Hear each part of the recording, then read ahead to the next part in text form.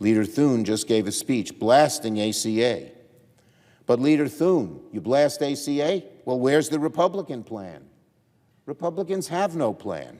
Just show you, this is what the GAO found, the Government Accountability Office, Mr. President, and this just came out literally just this last week.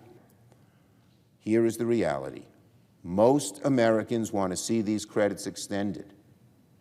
Leader Thune blasts the ACA, but has no plan. Democrats are proposing that we do absolutely nothing. No reforms, no revisions, no safeguards. So, I urge my Republican colleagues not to follow Leader Thune. You have one chance, Republicans, colleagues, to get this right. But as Democrats have made clear with this, quote, clean bill, they're not really after health care solutions.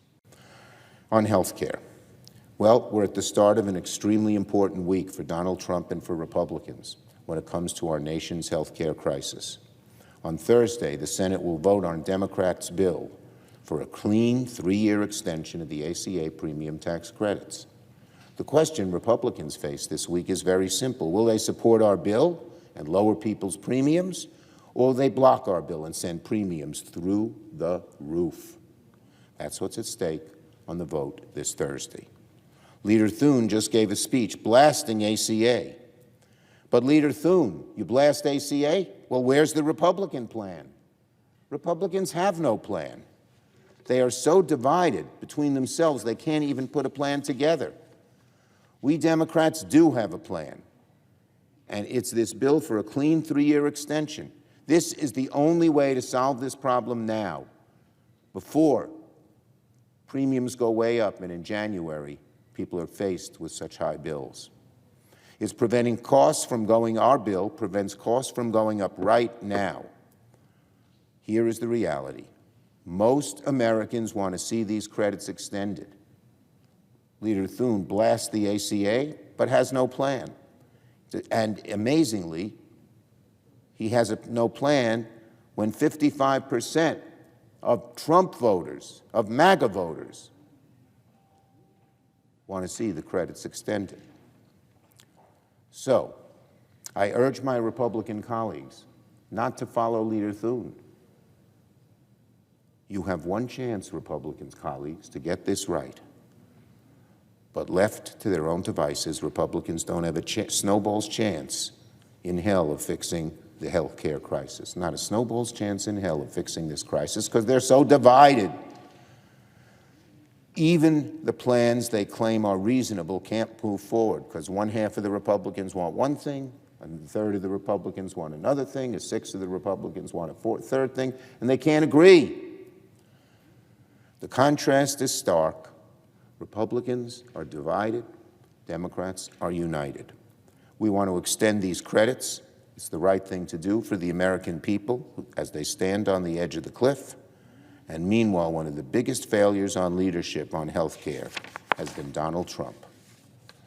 As our country faces a crisis that will touch the lives of millions of people, he's sitting on the sidelines. For months, we've urged him to meet with us, to talk with us, to come to an agreement on fixing ACA premiums. Instead, he's isolated himself in the White House, blasted the ACA on Truth Social while doing nothing to prevent this from happening, doing nothing to present a real plan. Republicans are nowhere on health care, and the clock is ticking. Americans' livelihoods are at stake. Our health care system is at stake. The future of our hospitals, many of which will be overrun when people lose insurance, is also at stake. Republicans who claim to worry about health care costs have one last chance to act, and that is to join Democrats in supporting our bill for a clean 3-year extension. President, I would like to read a few quotes from some of my Democrat colleagues from the past couple of months. This is from November the 6th, and I quote, "We did fail to bring down the cost of health care," end quote. This is from September the 30th. And I quote, right now, we have a broken health care system. nobody can afford health care, end quote. This one, Mr. President, is from December the 3rd, and I quote again, I think we all agree there's brokenness to the whole system, end quote. Again, from December the 3rd, and I quote, as much as we disagree on things, I just want to note the underlying agreement that this system needs a lot of reform, end quote. Now, all, as I said, Mr. President, of these are quotes from my Democrat colleagues in just the past couple of months. Every quote is an implicit omission that Obamacare has failed. Back in 2009, of course, Democrats were arguing that Obamacare was going to fix health care. This was a quote from that time. An historic bill that will finally reform our broken health care system and help millions of our families and small businesses get the coverage they need at a price they can afford. It is about time, end quote. That again, a senior senator, a Democrat senator from back in 2009, Mr. President.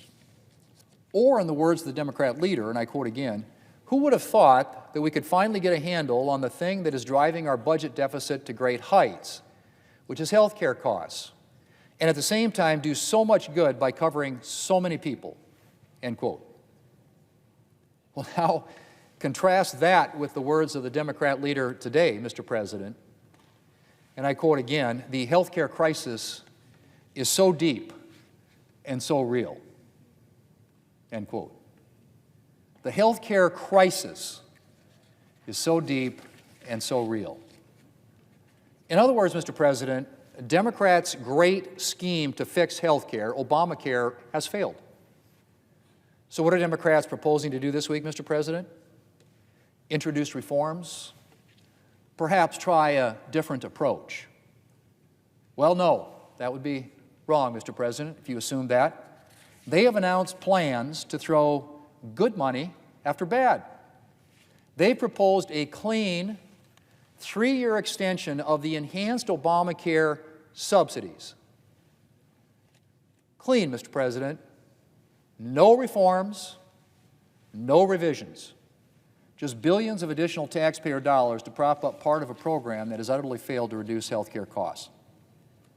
Mr. President, since 2013, premiums from Obamacare enrollees have risen 221%. 221%. In other words, this program is doing the very opposite of lowering health care costs. And as if soaring premiums weren't a big enough problem, the exchanges are rife with potential for waste, fraud, and abuse. A damning report from the Government Accountability Office released last week found that the exchanges continue to enroll fake individuals, are improperly paying out subsidies, and are failing to ensure payment accuracy, potentially putting taxpayers on the hook for millions or billions in improper payments.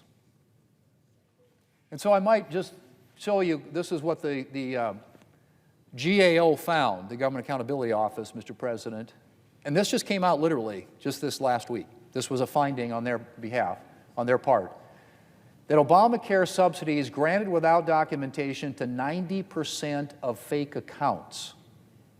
So in other words, what the Government Accountability Office did is they ran an audit of the exchanges in which these insurance policies change hands and found that 90% of these fake accounts, Mr. President, were granted subsidies without documentation. Think about that. 90% of this investigation, these accounts they checked, they created fake accounts to see if in fact they would get a government subsidy, and they did. 90% failure rate in this program. And so we have spiraling health care costs, a program incredibly vulnerable, as is this is evidence, to vulnerable to fraud and abuse. And again, Democrats are proposing that we do absolutely nothing. No reforms, no revisions, no safeguards. just billions more in taxpayer dollars. Mr. President, Republicans have made it very clear that we would like to work with Democrats to address the affordability of health care and find solutions that actually reduce costs. But as Democrats have made clear with this, quote, clean bill, they're not really after health care solutions. They seem to be okay with a 90% fraud rate.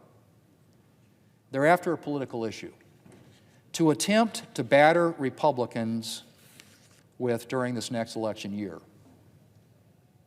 And if that means a proposal to throw more money at a program they know very well is failing, it's documented, then that's what they're going to go with. I'll quote again, Mr. President, as much as we disagree on things, I just want to note the underlying agreement that this system needs a lot of reform, end quote. Again, the words, Mr. President, of a Democrat senator. And she's right. This system does need reform, and a lot of it. It's too bad Democrats aren't interested in making any. Mr. President, I yield the floor, and I suggest the absence of quorum.